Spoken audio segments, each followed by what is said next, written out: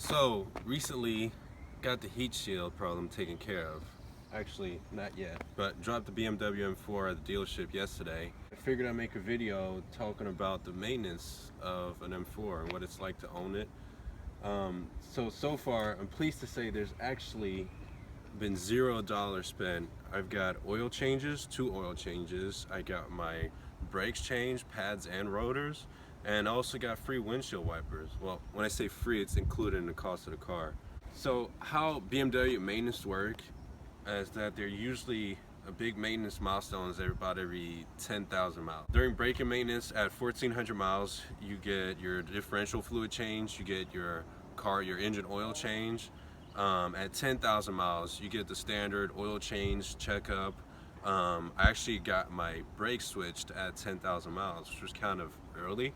They had a technician take the car out for a drive, and they were able to feel vibration in the rotors. And when they checked them out, the rotors were actually just at the point where they needed to be replaced. So I got those replaced for free. And then most recently, I got my 20,000 mile service. If you've been watching my previous videos, you would have saw that I had a big problem with rocks getting stuck in the heat shield and it making a horrible noise.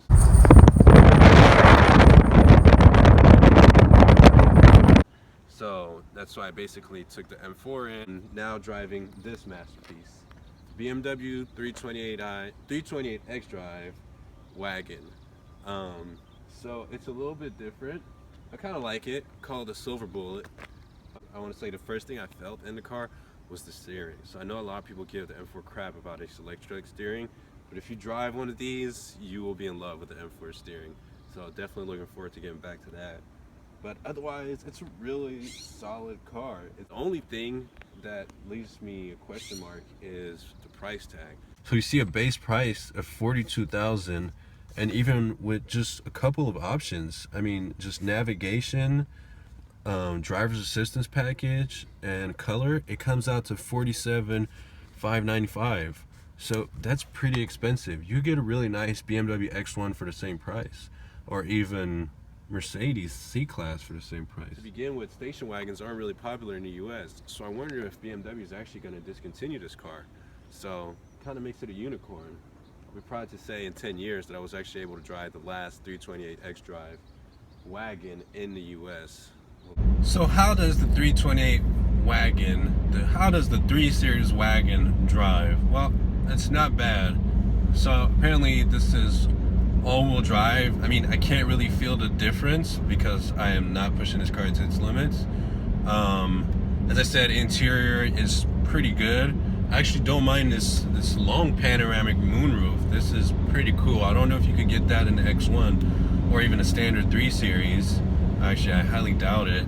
As far as the engine, I mean, this is the classic N20 engine, which actually won a couple of awards, and I really like this engine. This 4-cylinder turbo is really good at fuel economy, and it's also good at just driving fast. I mean, when you need to punch it, this car will punch. This car has some go.